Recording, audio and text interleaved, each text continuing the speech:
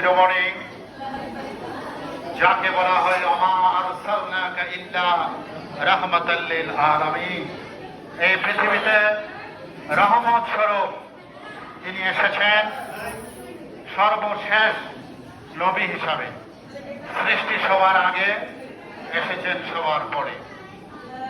সেই মহামানবের জন্মদিনে হাজারো সালাম, দরুদ সালাম। আজকে এই অনুষ্ঠানে যারা পুরস্কার পেয়েছ, যারা পুরস্কার পাওনি, উভয়কে আমি আন্তরিক অভিনন্দন জ্ঞাপন করছি। প্রাইজ বড় কথা নয়, অংশগ্রহণ করা হচ্ছে বড় কথা। তবে যে প্রথম জান্নাতের চাবি খুলবেন, তার আগে কোন নবী যাওয়ার সুযোগ নেই।